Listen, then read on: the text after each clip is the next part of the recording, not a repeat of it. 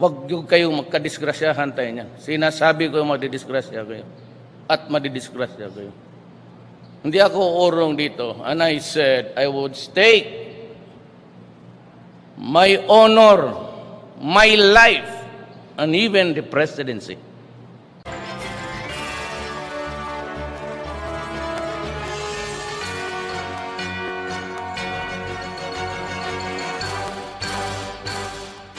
Good morning, Malacañang Press Corps at sa ating mga bisita. Welcome sa regular economic briefing. Today we have Assistant Secretary Tony Lambino to introduce our guest. Good morning, sir. Thank you, Rocky. Good morning po and welcome to the fourth weekly economic briefing hosted by the Economic Development Cluster and PCOO. Last week, Education Secretary Leonor Briones talked about the importance of TRAIN and its long-term benefits that will secure a brighter future for our children. This week, we follow through with a focus on our progress on one of the major promises of the Duterte administration, more jobs and infrastructure. During the Tatak ng Pag-unlad pre-SONA forum, both the Economic Development Cluster and the Infrastructure Cluster of the Cabinet presented their accomplishments and emphasized that the current efforts of the government center on inclusive development that will place the Philippines squarely among the region's economic leaders. The tax reform for acceleration and inclusion, or TRAIN law, is a vital enabler of our infrastructure modernization program. 70% of additional revenues from TRAIN provides funds in support of the Build, Build, Build program, which will bring long-lasting change towards a more comfortable life for all Filipinos, especially in our provinces and outlying areas. Malaki pong pasasalamat natin kay Sec Mark Villar at saka ng DPWH dahil umikot po kami sa Mindanao mula Davao hanggang Cagayan de Oro, tsaka sa Northern Luzon, sa may Nueva Ecija area, at makikita po natin sunod-sunod po ang mga infrastructure projects. At lahat po ng mga projects na yun ay may billboard at nakalagay doon sa kanto, Train Our Road to Progress. Salamat po, Sec Mark. So let us also note that the NEDA released the regional GDP numbers for 2017. And you will note that in terms of inclusive growth, CAR was number one at 12.1% year-on-year growth. Region 11 was in second place at 10.9% growth, and Region 3 at 9.3%, well above the national average. So these are all indicators that inclusive development and growth are indeed happening. So without further ado, let us all welcome the Build, Build, Build team of the Duterte administration, the dream team that will deliver our dream of more jobs and better infrastructure across the nation. Department of Public Works and Highways Secretary Mark Villar, Department of Labor Secretary Bebot Bello, Department of Transportation Secretary Art Tugade, and Bases Conversion and Development Authority President Vince Bizon. We also have serving as key resource persons, NEDA Deputy Director General Rolly Tungpalan, here seated in front, and from the Department of Trade and Industry, Assistant Secretary Nes Perez. On behalf of the Jobs, Jobs, Jobs by Build, Build, Build team, Secretary Bello will do the opening remarks. Salamat po, sir. Thank you, Tony. Secretary Mark, Secretary Art, President Vince, our friends in media, magandang umaga po sa inyo lahat. Unang-una, please accept our appreciation for this opportunity to be able to share with you the updates on our government's centerpiece program, the Build, Build, and Build. In more ways than one, this ambitious undertaking translates into jobs, jobs, jobs, and more jobs for our people since its launch and into the remaining years of the Duterte administration. Pero siguro palitan natin yung okay lang siguro, Sec Mark, palitan natin instead na jobs, jobs, job. Mas maganda siguro kung trabaho, trabaho, trabaho. Dahil ako, panay ang job, job, job sa akin eh. Araw-araw nakakatanggap ako ng jobs eh. Mas maganda siguro pakinggan ng trabaho, trabaho, trabaho. Anyway, our optimism for the immense contribution of this program to national growth is not without solid basis. Our data would show that the economy generated a net employment of 625,000 last April, or about 40,896,000 employed persons, compared to the 40,271,000 employed for the same period last year. The single biggest contributor to this positive net employment generation is the construction sector. Congratulations, SecMark. This sector registered a net employment of 468,000 during the same period. In order for us to sustain the growth momentum for the generation of not just jobs, but decent jobs, we have put in place a number of interventions targeted at poor workers engaged in precarious and vulnerable work. This includes the enhancement of their access to educational and training opportunities that will allow them to develop and acquire medium to high-level skills required in more complex, higher-paying, and in-demand jobs. We are also keen on providing a more efficient and easier access to vital labor market information and employment opportunities to job seekers across industries. On top of this, we are bent on expanding our government internship program, the PESO, and our Jumpstart Philippine programs. Studies are also underway to encourage part-time work or even reduce work time, especially for low-paying jobs. This is suited to school dropouts and even graduates of the senior high school. This will give ample time for study and enable them to graduate to higher paying jobs later on.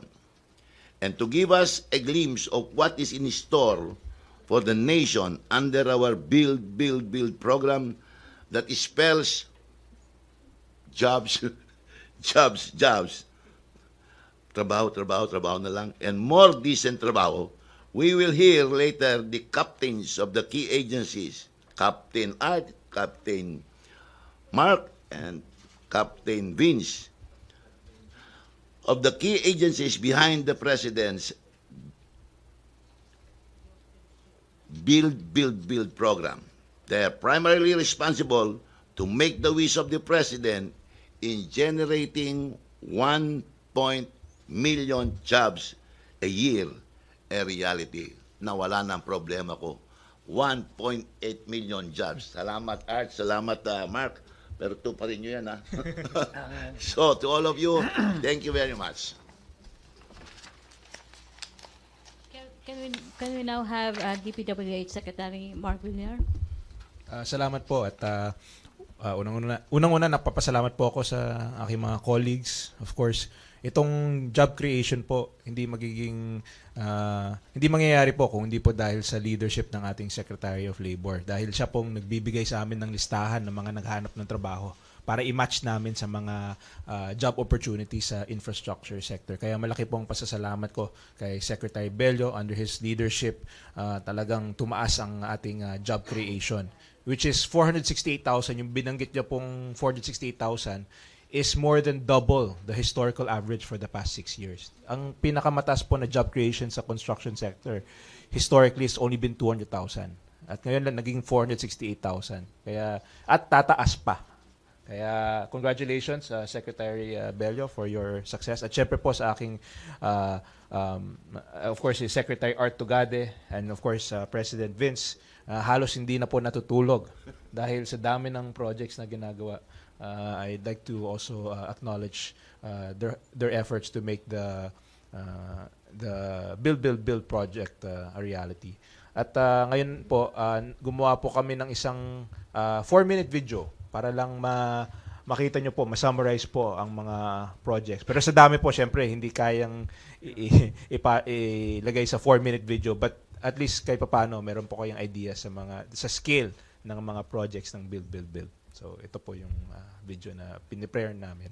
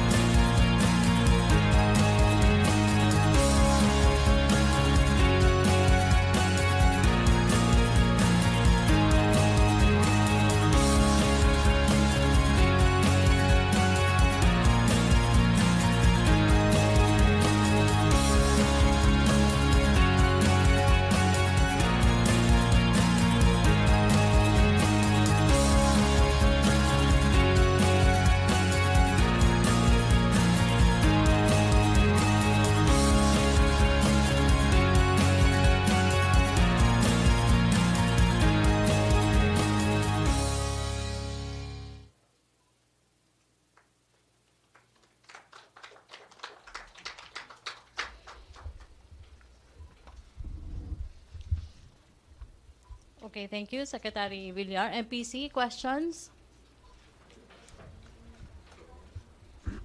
Questions? Tuesday New. Microphone, please. Thank you. Good morning po, sir. To Secretary Mark Villar. Sir, based on the video, we saw na marami namang projects na completed na. Operational na po ba yung mga nakumpleto na yon? And sabi nyo, nakapag-create tayo ng 468,000 jobs napakaraming mga nagkaroon ng trabaho, marami ng projects na kumpleto, and yet, nababagalan pa si Presidente doon sa mga projects na ginagawa ng GPWH. Ano pa po ba ang kailangang gawin ninyo para bumilis-bilis po ito at masatisfy si Presidente? Tama po si Presidente. Kailangan continuous po ang improvement. Siyempre sa first year, hindi naman mapaperfect lahat ng operations ng department. Pero nag-usap na po kami at meron ng bagong batas, yung Ease of Doing Business Act. Minsan kasi yung application, siyempre medyo mahaba yung proseso. Kaya ang gagawin na namin ngayon, pag may mga delays sa permitting, pwede na i-report directly sa DILG or yung relevant na department para mapabilis ang proseso ng isang proyekto. Kaya marami po kaming steps para ma-improve. As of today, yung expenditures ng DPWH year on year is more than 40% higher year on year. So malaki po ang increase sa implementation namin, pero syempre tuloy-tuloy po ang improvement. We cannot stop. We will continue to improve, and I think that it's good that the President is keeping the pressure on us to continue perform dahil napaka-importante po ng ating build program. Napakalaki po ng kailangan yung mga problema natin sa traffic, sa disaster resiliency. Kaya rest assured, this government is working 24/7 para mapabilis ang implementation. Thank you, sir. Celerina Monte, to be followed by RJ. Good morning to Secretary Togade. So regarding the subway, I believe the target na start ng implementation is supposedly by the last quarter of this year. Are we still on track? Una ho, tandaan na natin na yung original na schedule sa subway next year, napabilis ho natin ang proseso na kung saan nag-agree yung mga partidos upang mapaaga yung pag-start ng proyekto. Sa iyong katanungan, tinatanong mo, are we still on track? Yes, ma'am. We are still on track. We are starting the groundbreak and the formal construction by the end of this year, not later than December, na kung saan uumpisahan natin yung construction dun sa partial operability sa 3 istasyon. Saan ito? North Avenue, Mindanao Avenue, Tandang Sora. Kasama na rin ho dito yung pagpapatayo ng tinatawag na Railway Institute at Depot sa Valenzuela. Lahat ho ito ay planong umpisahan not later than December of the last quarter of this year. So sir, when do you intend to sign the loan agreement? Kasi exchange of notes pa lang yung nangyari. Kung makikita nyo yung video kanina, ma'am, yung loan agreement, napirmahan na ho yun noong Marso 2018. Kaya nga ho, dahil sa pagpirma ng loan agreement, umusad ng may konting kabilisan yung mga proseso at progreso ng ating proyekto. Napirmahan na po yung loan agreement. Sir, isa pa, meron bang trip if ever si President sa Japan? Kasi I heard na he will be embarking on a trip before the end of the year. Meron bang ganong plan? Kasi nga, because of this infra project. Ayaw ho kong paghulaan ang mga schedule ng ating Presidente. Ako ho'y sa Department of Transportation. Yung schedule ng Presidente sa Office of the President ho yun, saka sa protocol. Kung may mga biyahe ho siya, isa lang ang natin dapat tandaan. Ang biyaheng ito ay diktado ng kabutihan ng bansa at bayan. RJ? For Secretary Villar po. Sir, may proposal ang San Miguel Corporation for the extension of D-Flex. Ano pong update doon? Well, they submitted the proposal, and we're in the process now of analyzing yung effect kung may mga kailangan baguhin sa mga technical aspects ng proposal nila. Pero mabilis, sa tingin ko naman, mabilis naman ang proseso dahil ito po ay extension ng TPLEX to San Fernando. Yung existing po, we're looking by next year, we can open yung Rosario exit. So tapos na po yung TPLEX by next year. And then we have to, as early as now, pinaplano na namin yung extension of TPLEX. Okay, sir. Sir, for Sir Arthur Tugade, Update on LRT1 fare hike petition, sir. Alam nyo, yung lahat ho ng price increase related to LRT, dapat dumaan at dadaan sa tamang proseso na kung saan may publication, may consultation, may hearing, tapos desisyon. Ano yung update? Nasa proseso ngayon yan na kung saan ilalagay sa public hearing yan. Ngayon, yung sinasabi po na yung improvement sa LRT1 from Baclaran to Bacoor, conditional ho yan sa price increase. Kung walang rate increase, walang extension, hindi ho tama yon. Kasi magkaiba yon. Yung pundado at pondo ng proponent para sa improvement ng LRT1, iba ho yun. Hindi ho saklaw yun ng tinatawag na rate increase. Sir, yung schedule po is August na roll out, tama po ba? Schedule ho yan. Hindi pa na-agree yan at hindi pa ho na-approvean ng Department of Transportation yan. Ngayon lang ho nagkakaroon sila ng konsultasyon na kung saan binibigyan diin at punto naman ng Department of Transportation yung mga bagay-bagay na opinyon na lalabas sa konsultasyon. Posible pa po ba itong August, sir, na roll out? Posible din hong hindi. So, paanong, kung hindi August? Kaya nga sabi ko nga ho, may konsultasyon, meron pa hong deliberasyon, na kung saan yung mga punto ng bawat partido, binibigyan pansin at binibigyan diin. Okay, sir. Salamat. Thank you rin Yeah, po. please state your name, please. Ted from GMA News Online. Kay Sec Tugade po. Sir, balikan ko lang po yung Manila Subway. May napili na po bang contractor for the project? Yung subway ho, ginagawa yung tinatawag na terms of preference, magkakaroon ng bidding yan. Siguro, pag nagkaroon ng formal bidding yan, baka more or less thereabout before the end of this year until the first quarter. Ilalabas ho natin yung terms of preference, magbibid yan, at dadaan yan sa tamang pamaraan at proseso. So, sir, yung magkakaroon ng contractor before the end of the year? Kung matatapos ho yung bidding. Okay. Ina Andulong. Microphone, please. Either to for Secretary Villar or Secretary Bello, apart from the 468,000 jobs already created, how many more do you expect to create?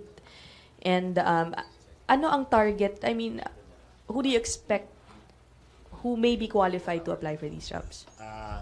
Kinalbit ho ni ako ni Secretary Bello kung magsasalita ho ako. Ganito po yan. Yung employment generation ng build. Dalawa hong aspeto yan. Ang aspeto na nagmumula sa construction ng infrastructure at employment pagka nabuo yung infrastructure. Halimbawa ho, sa tren. Merong employment habang binubuo mo yung tren. Pag nabuo na yung tren, meron ka ring employment after the train has been completed. In other words, sa lengguwahe ng NEDA, meron tinatawag na direct at indirect employment. Sa kabuuan, tinitignan ho namin na sa unang taon, pwedeng tayong magkaroon ng 1.8 million direct and indirect employment. Bakit ho nangyari ito? Ganito ho yun. Merong isang assumption ang ating economic cluster na kung saan para yung mga project makumpleto within the term of the President, kailangan hindi one-day shift tayo, ma'am. Kailangan 24 hours of 8 hours shift, so 3. In other words, kung may proyekto ka na kailangan ka ng masonry, ang mason na kailangan mo, hindi isa, 3.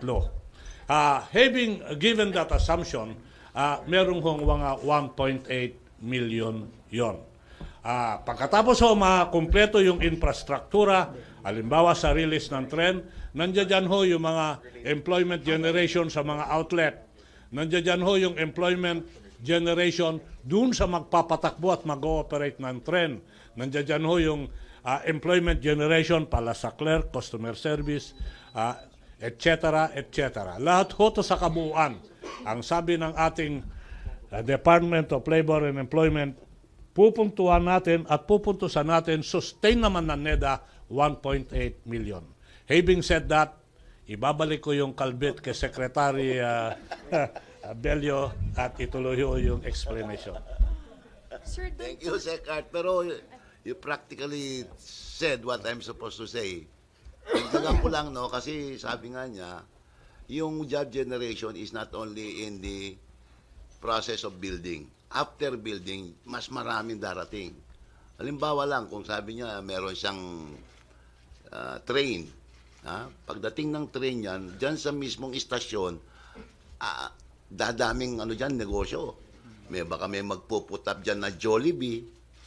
Pero puro hindi contractual ang mga empleyado nila, puro regular employee. May mga ibang may mga businesses that will grow up as a part as a consequence of this project. So malaki. Sabi nga niya times 3. Baka magiging times 5 pa because of the job generation coming from the business establishment that will follow yung mga improvements or mga business mga buildings that were put up. Sir, speaking of contractualization, doon sa direct... No, this is still in relation to the employment. Doon sa direct employees, how long do they usually work for? Hindi ba mga contractual din naman po yun? In a way, because, limited lifespan of the project implementation, construction? Actually, when you talk of contractualization, you are talking of the relation between the worker and the principal employer. Now, in addition, may meron yung third party dyan, which is called the service provider. Kung natandaan ninyo, the President signed last May 2018 Executive Order number 51. Under that order, it is very clear, the President said that as a general rule, all workers must be regular employees of the principal. And it allows only for 2 or 3 exceptions. 1, if the worker is a seasonal worker. 2, if the worker is a project-based worker. And 3, those which are allowed by law. Like for example, when you need a security card, you are allowed by law to get from the security agencies. Yun lamang po ang That is what is meant by contractualization. And those to be directly employed with the ongoing construction will fall under seasonal, project-based, and how long do they have work for while doing that? Ano po yung average? Yung mga gagawa ng halimbawa ng subway, these are project-based. Project-based yan.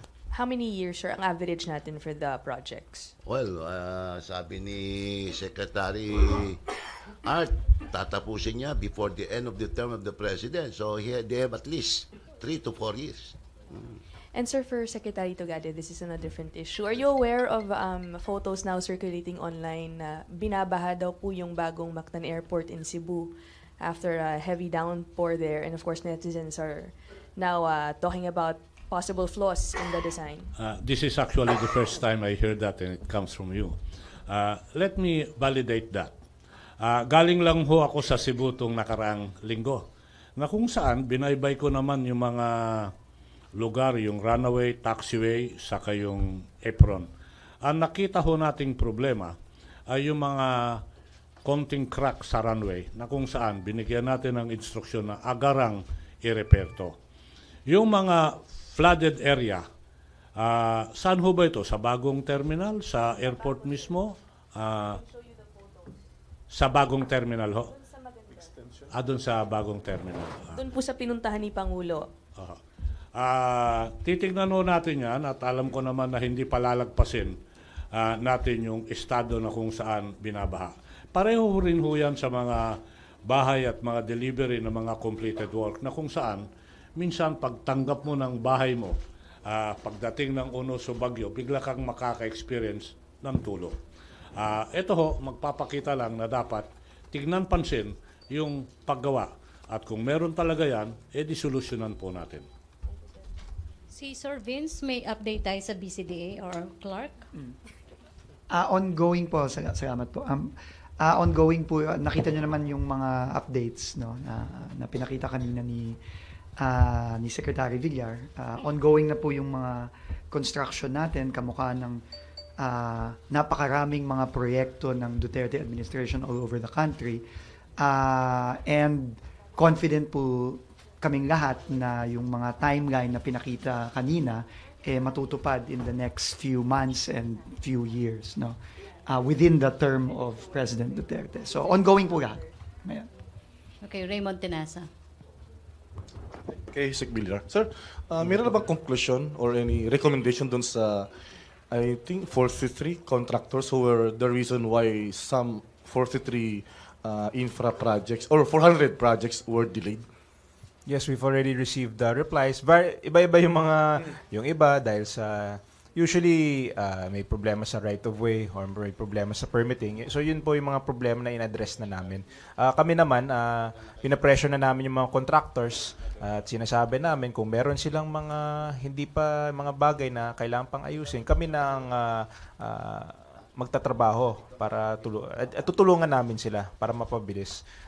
This is in line with the orders of the President na i-fast track po lahat ng infrastructure projects. So, rest assured, ipa-pressure pa rin namin ng mga contractors lalong bilisan. And we will be maging mas strict kami. Lalo na po ngayon at meron na kaming software na naka-computerize na po yung buong yung DPWH monitoring, project monitoring. So naka-capture ka agad. Kaya na-capture din namin lahat ng contractors na may mga slippages.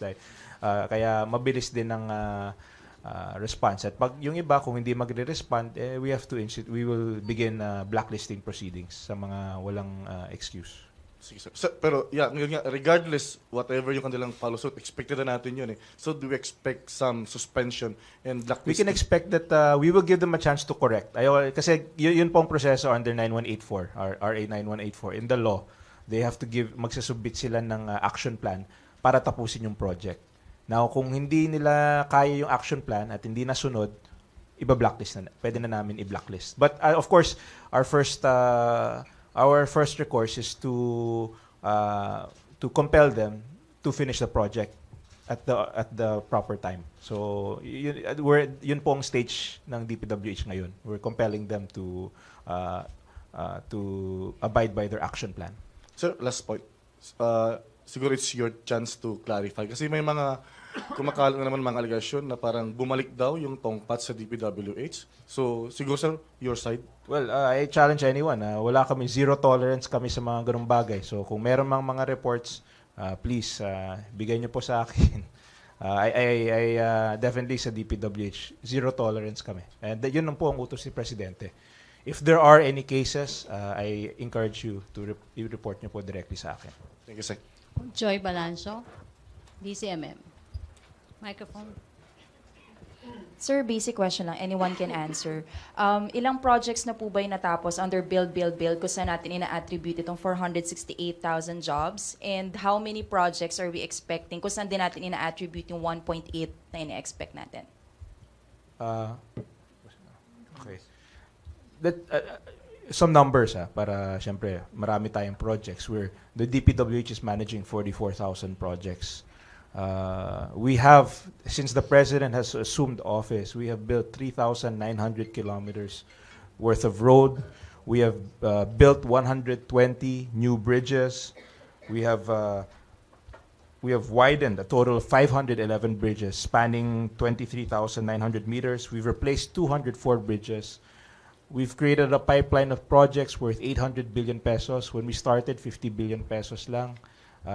Our disbursements this year, year-on-year, sinabi ko po kanina, 40% higher than it was the previous year and continuing to increase. So, and remember, ito pong project, ang computation namin, 30% of most project costs are comprised of labor. So, isipin nyo na lang kung ano yung ma-generate natin na trabaho sa pamamagitan ng build. So these are just some numbers of the accomplishments. Sa kagawaran ho ng transportasyon, in a period of 2 years, nakatapos ho kami ng 8 airport projects. Nandiyan na yung Bera, Catanduanes, yung Lalo, yung Tuquegarao. At nandiyan din sinama natin yung tinanong kanina tungkol sa Cebu. Nag-nitrate ho kami, nitrated capacity ng mga airports, mga 5 o 6 na airports yan. Ano ho yung nitrated capacity? Ito ho yung kapasidad ng isang paliparan na kung saan pwedeng lumipad at maglanding ang aeroplano even after sunset. Ngayon ho, marami ho tayong paliparan na kung saan pag madilim na ho o pag umulan ng malakas, hindi na ma-ooperate. So malaking bagay ho yan. Nakatapos ho kami nung tinatawag na satellite tracking system doon sa air na kung papasyalan ninyo yung tinatawag na CAAP, makikita nyo yung isang pasilidad doon na where we installed additional 10 radars. Noon ho, 3 radar lang ho yan eh. Ngayon, habang nag-uusap tayo, 13 na ho yung radars. Ito ho na ho sa isang pasilidad na makikita sa CAAP. Na makikita nyo yung seguridad at safety ng mga lumilipad sa himpapawid. Pati na rin yung punctuality. Yung project ho, nabanggit kanina na nakatapos kami ng port projects. 129 port projects ho in a period of 2 years. Na-explain din ho na hindi lang ho sa Central Luzon yan, inclusive yan, meron sa Mindanao, meron sa Visayas, meron sa Central Luzon. Marami hong mga proyektong ginagawa. Kung gagawin, pati na ho lighthouse, pinatulan namin eh. Kasi ho, yung mga lighthouses, these are guide to navigation. Pero madami ho tayong mga lighthouses na hindi na gumagana, hindi na nag-ooperate. Nagagamit na ho yung lighthouses sa mga pamaraan na hindi naman naplano. So, ginagawa ho namin yan. Marami ho mga bagay-bagay. Ano pa yung mga gagawin in the future? Mga airports, mga pantalan, mga seaport. Sabihin ko na lang ho sa inyo yung mga major na uumpisahan o tatapusin. Yung Panglao ho, na sinabi namin operational ng August, magkakaroon ng konting slide ho yan. Siguro mga Oktubre, Nobyembre, kasi ho yung masamang panahon na kung saan nagiging balakit yung masamang panahon sa pag-install ng mga devices sa pagtapos ng mga runways and aprons. Tatapusin ho namin yan before the end of this year. Kapon ho, pumasyal ako sa Tansa, Cavite. Nandoon ho yung isang proyekto na ginawa ng ICTSI in coordination with us, na kung saan naglalagay kami ng isang barge terminal. Ano ho yung barge terminal? Pag makikita nyo yung mga container, 20-footer and 40-footer, na bumabaybay sa mga kalsada ngayon, malaking bahagi ho niyan, pag naging operational ito, hindi na ho nasa highway, nasa dagat. Doon ho yung barge terminal. Ito ho, isang barge terminal na gagawin natin for the first time. Imaginin mo kung dadagdagan ko ng isa o pangatlo pa yan. Target namin, mabawasan yung container sa kalsada, mga 40%. Magdagdag pa ako ng isang barge terminal o 2 barge terminal. Makikita nyo yung kaluwagan sa trapiko at yung smooth flow ng negosyo ng container. Mas makakatulong pa ho sa mga negosyante. Marami ho mga proyekto, kung iisa-isahin ko, baka tapos na yung oras para dito sa kwan. Nagsasalita pa ako dito. Marami po. Hindi ho tayo natutulog sa pansitan. Meron hong kakulangan, meron namang kinokompleto. At habang kinokompleto yung kakulangan, meron hong pinaplano na idadagdag para sa kabutihan ng sambayanan, all to be finished within the term of President Mayor Rodrigo Roa Duterte. Okay, thank you, sir. Friendly Daglag lang yung tungkol sa pinag-usapan. We are talking about the 625,000 net employment. Just to give you an idea, of these, 742,000 comes from the services sector, and then 605,000 from industries. Ngayon, if you add that, 1.3 yan, no? Pero magtataka ka, bakit 625? Because nagkaroon naman ng decline sa agriculture. Marami ang nawalan ng trabaho. There are about 723,000 nawalan ng trabaho yung mga farmers natin dahil sa bad weather. Kung minsan din affected ng peace and order. So, yun ang ano. So, that's the total amount. From services, industry, total is 1.3. but subtract it by 723,000 sa agricultural sector, we have a net employment of 625,000. Ma'am, Sige, sir. idagdag ko lang sa mga proyekto kasi malalaki ho ito Opo, sir. na uumpisahan this year. Una ho yung Sasaport sa Davao. GAA ho yan, inumpisa ho namin ang pag-repair ng Sasaport sa Davao. Although merong unsolicited proposal na dumating, at least inuumpisahan na namin yung GAA. Yung container port sa Cebu, na kung saan meron ng loan agreement yan sa dalawang gobyerno, yung gobyerno ng Korea at gobyerno ng Pilipinas. Andyan ho yung airport ng Bukidnon na kung saan matagal na rin ginusto at pinangarap ng mga tao sa Bukidnon na magkaroon ng paliparan. Ma'am, uumpisahan ko yung huyan ang bidding before the end of this year. Yung right-of-way acquisition sa tulong ni Senator Subiri, napapamadali ho yan. Ito ho yung 3 proyekto na tinatawag natin all-inclusive. Malalaki na uumpisahan natin this year po. This year lang po yan. Maraming salamat po. Okay, MPC, friendly reminder, limit your follow-up question. Raymond Tenasa. Hi, sir. Patanong lang from my colleague, Cristina Bendanyo. Na-traffic kasi. For Secretary Villar or Secretary Tugade, sir, have you done a study or projection how terrible traffic will be with the build projects and man-hours or production to be lost? Una ho, kung mararapat ni Secretary Villar. Alam mo, when you develop and when you do improvements, merong consequential discomfort yan. Hindi natin sasabihin walang discomfort. Pero ang discomfort na to, panandalian until you complete the project. And then, your comfort will be longer than the shorter discomfort caused by project construction. Pangalawa ho, oo, nandiyan ho yung trapiko at hindi naman saklaw ng aming responsibilidad ni Secretary Villar yan. Tignan ho natin, meron naman hong para bagang una, tayo lang hirap na hirap tayo sa traffic. Aminin ho naman natin paminsan-minsan na dahil sa mga infrastrukturang ginagawa ng public works, naiibsan ho yung traffic, hindi man complete solution, nakakatulong din ho.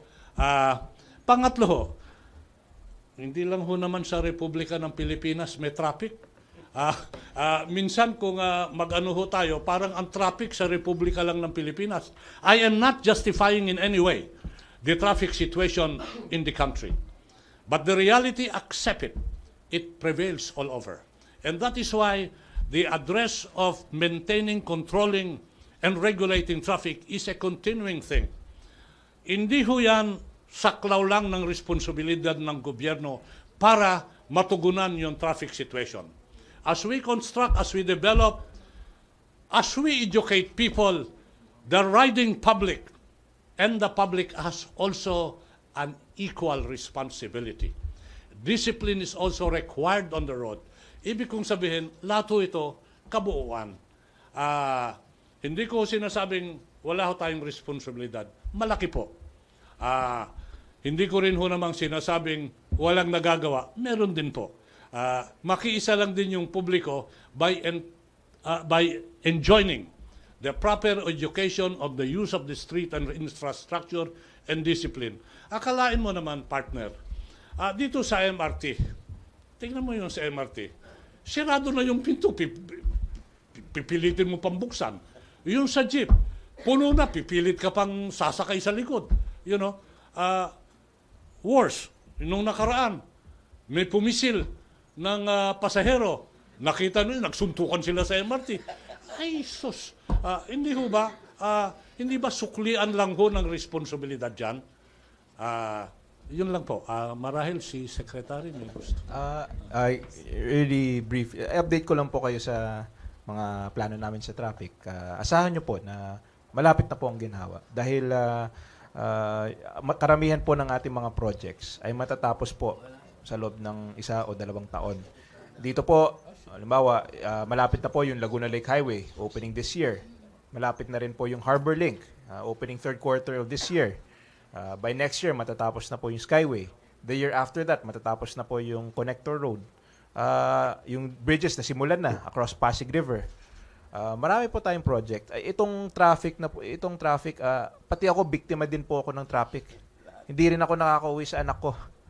Every day, hindi ko na nakikita yung anak ko. Kaya galit na galit din ako sa traffic. And rest assured, habang nandito ako, I will do everything I can para matapos na itong problema na to. Dahil pati ako, sobrang frustrated na rin po ako sa problema natin sa traffic. And rest assured, in place, our plan is in place, and it will happen sooner rather than later. Okay. Sir, pero ano daw plano niyo sa SEA Games? SEA Games? I'm sorry. Anong plano? Well, as I think the public knows already that the facilities are underway. The construction of the facilities are underway. And ang target natin ay matapos yung mga facilities by September of next year. At itetest pa natin yon ng mga isang buwan in time for the November 30 SEA Games. November. Okay. RJ? I only have 2 questions. One for Sir Togade and one for Sir Vince. Sir Vince, from my colleague po, what's the resolution on Megawide's interest to bid for the Clark O&M contract? The bidding guidelines said companies with a majority equity interest in any airport in the country may not participate. But Megawide still bought the bid documents. What's the resolution they came up with in the one-on-one meeting with the company? Yeah, with the permission of Secretary Tugade, because this is really, Clark Airport is really a joint project between DOTR and BCDA. First of all, I think that was in the original terms of reference, but we have already adjusted that, and Megawide, if it wants to, can join the bid. They are not disqualified. That requirement was actually modified, which now allows Megawide to participate even if they're already operating Cebu. Mactan. What were the modifications made? It's now modified to not operating an airport in a main island group. So meaning if you're operating an airport in Luzon, then you cannot have another major airport in the same island group. But obviously Cebu is not part of Luzon where Clark is, so Megawide can actually participate. So cleared na, sir. Yeah, but of course it's really up to the bidders what they do. No? Government will just accept whatever bids are finally submitted on the deadline later part of August.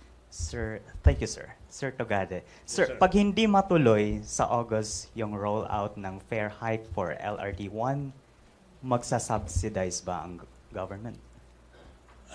Alam nyo, maski na nung pumasok kami, ayaw ko yung subsidiya ng gobyerno. Ayaw ko na may kondisyon na guarantee yung gobyerno. Pagpapasok ko yung mga proponents sa isang negosyo, dapat kaya nila. So, everything is possible. Wag lang ho natin pangunahan. Kasi ina-assume mo na hindi matuloy. Kung matuloy. Hindi ba? Mahirap po pag ang usapan hypothetical.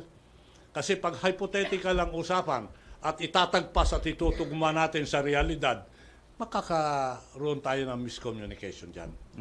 Sabi nga ni Juan, si Julius Caesar ba nagsabi no? Let's cross the Rubicon when we get there. Okay, sir. Okay. Thank you, Thank you, RJ. sir. Thank you, RJ. Last 2 question na tayo, sa Larina and then Jemmy Online. Secretary Togade uli po. Regarding the Mindanao Railway, natuloy na ba na China na yung magpo-fund talaga? And when will this start? Una ho, may plano at talagang plano yan na yung funding sa China. Pangalawa ho, sinasabi namin yung first phase ng Mindanao Railways matapos sa termino ng presidente. Ano yung first phase? Tagum, Digos, Davao. That is the first phase. Question na tuloy na. Ako ho'y dumalaw sa Davao nung itong nakaraang linggo. Na kung saan nagipagpulong ako sa mga taong nangangasiwa. Babalik sila bukas. Magmi-meeting kami sa Clark. Na talagang ipagtutulakan namin ho yun. Na para maumpisa na. nagawa na ho yung bidding documents. Okay? Dinelay lang ho namin yung actual bidding pagkat meron ho akong mga pagbabagong inintroduce. Ano ho yun? Noon pa in-instruct ko na yung Mindanao Railways or Express, gusto ko double track. Pangalawa, yung Mindanao Express dapat electrified, hindi diesel. Pangatlo, yung Mindanao Express dapat ho hindi narrow standard. Yung tatlong kategorya na yon o kwalifikasyon na double track, hindi single track, electrified, hindi diesel, standard at hindi narrow, dito ho gagawin sa Maynila yan, sa Central Luzon. Kung gagawin mo yun sa Central Luzon, bakit single track ang Mindanao? Bakit diesel ang Mindanao? Ayaw ko ho nun. Dapat, kung anong meron ng Central Luzon, meron din ang Mindanao. Pagkat nararapat at nauugma lang yan. Having done this, magkakaroon ng additional cost sa Mindanao, but that is a good addition. Magkakaroon ng konting delay dun sa bidding, but that is a good delay. Because yung quality ng railroad track magiging parehas at tabla sa Central Luzon. So sir, how much yung magiging adjustment and kailan siya, if ever, yung groundbreaking? Meron hong adjustment yan. I think you got me there. Yung exact amount, sa dami-dami ng proyekto, hindi ko na maalala lahat yung amount. Andi dito, NEDA, baka gustong sagutin ng NEDA yan. Kasi yung sa Mindanao Expression, ngayon yung groundbreaking, ibid ho natin, tapusin muna natin yung loan agreement between China and the Philippine kasi wala pa hong pirmado dyan. So kailan po yung signing ng loan agreement? Pagka nakasundo ho yung gobyerno ng China sa gobyerno ng Pilipinas. Magkano sir yung loan agreement? Eto nga ho, sinabi ko nga sa iyo, may dagdag proyekto. Siguro, pag nakuha natin yung total amount, ayan, nagpapasahan na ho sila ng amount. Sir, kay Sir Vince Dayson lang po. Sir, may update na po dun sa bidding ng utilities for the New Clark City? Opo, ang bidding po ay ongoing ngayon. Meron pong 3 kwalipikadong bidders para sa tubig, sa pag-distribute ng tubig, at meron pong I'm not sure kung ilan para sa para sa power, pero 4 yung nag-bid, no? So the schedule is we will be awarding by September of this year. So I think 3rd week of September awarded na yung 2 kontratang yan. Sir, sino yung mga companies na qualified? Hindi ko maalala eh. Hindi ko maalala. Siyempre, yung sa water, I think Maynila, yung usual, no? Yung usual players. Manila Water, Maynila. And then for power, I think Meralco also submitted, Aboitiz, and there are a couple of others. Prime Water also submitted for water. So we'll find out the winner by 3rd week of September. So abangan po natin yan. Okay, thank you. Last question, Tuesday New. To Secretary Tugadi, sir. Sir, ngayong araw po ay I think naging operational yung PNR ng Caloocan to Makati. Parang ngayon yung start nila. And syempre, sir, expectedly, maraming pasahero nag-toilet. Sir, ewan ko kung nakarating na sa inyo, yung toilet po doon ngayon sa mga PNR stations along that line, parang hindi daw natapos ng previous administration. Kaya sa isang kwarto ng toilet, 3 yung toilet bowls, walang harang. Ano po ang pwedeng gawin ngayon? Hindi naman po pwede magsabay-sabay silang... Una ho, may mga 3 bahagi yata yung katanungan mo. Yung toilet na proyekto ni President Aquino nung araw na hindi natapos. Pangalawa, yung Caloocan Makati Run. Explain ko lang ho. Yung Caloocan Makati Run is the result of the ingenuity and creativity of the General Manager of PNR, June Magno. Ganito ho nangyari yan. Meron hong problema para i-transport yung mga bagay-bagay from Tutuban to Calamba. Kailangan ho ilipat yun. hindi mailipat kasi may problema yung riles. Kaya ang ginawa ho, inayos yung riles, in-upgrade, i-renovate para yung Tutuban, Kalambaran na mga produkto umusad. Dahil sa ginawang ganon, nakakita ng oportunidad na pwedeng gamitin yung pagbabago ng trend para gamitin ng mga tao doon sa Caloocan, Makati. Ang sabi nila, kung ito, produkto ng maganda sa nagawa ng problema, gawin muna natin pampasahero din. At singilin, believe me ma'am, alam mo ba magkano singil ma'am? 15 pesos? From Caloocan to 15 pesos ho. Ngayon, dahilan sa ito naman hindi hiwalay na proyektong binagkas o binalangkas, siyempre hindi ho na-address din yung mga kubeta muna at this time. Ngayon, i-bring up nyo yan, unang-una ho, lalagyan natin ng harang.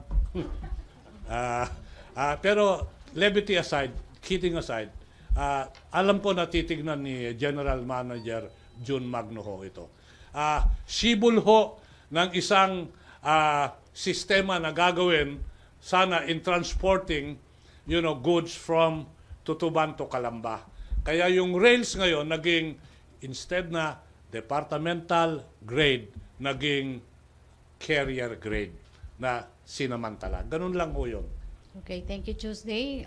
Last question kay Henry Uri, kay Secretary Togade. Kung magpapalabas daw po ng mga plaka ng mga sasakyan, kung makapagbigay na daw po. Una ho, nagdi-distribute na ho kami ng plaka. In fact, noong July 1, sa iba-ibang region, meron na mga dinistribute ng plaka.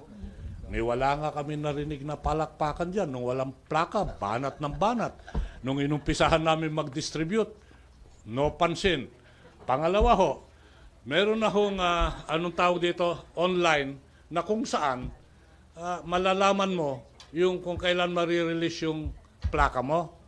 Pangatlo, liliwanagin ko lang ho, yung issue at pag-manufacture ng plaka to address first the carless, the plateless cars from mid-2016 hanggang 2018. Habol ho namin ma-distribute lahat yan hanggang next year.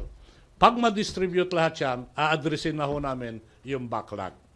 But let us disabuse our mind na wala pang distribution. Meron na ho. Hindi pa kasing lawak ng gusto natin, pero nagdi-distribute na. Bakit ho hindi kasing lawak at hindi madalian? Kasi ho, minamanufacture yung plaka, dito na eh. Nandoon ho, and I think that they are doing 20,000. I'm not sure of the numbers, 20,000 a day or something like that. Okay, salamat, Secretary Togade. Secretary Bello, may trabaho caravan, August 12? Yeah. Thank you. I would like to inform everyone that on August 12, starting siguro mga 8:30 in the morning, there will be a job caravan dyan sa SMX Mall of Asia. We will make available about less than 3,000 jobs. So please announce this so that the public will know and may have the opportunity to grab this available job placement. Salamat po. Okay, salamat Secretary Bello. Salamat Secretary Togade, Secretary Villar, Sir Vince Dizon, ASEC Secretary Tony Lambino. Yes, kinukulot lang ho ako nung isang staff ko, senyas ng senyas. Yes, sir. Ngayong araw daw ho na ito, this is the 29th day na walang unloading sa MRT. That makes it the longest span of time na walang unloading. Okay, salamat po. Kinukulit lang ho ako, senyas ng senyas. Salamat kay Yusek Badoy. Salamat sa ating mga naging bisita. Back to our main studio sa Radyo Pilipinas and People's Television Network. Salamat po.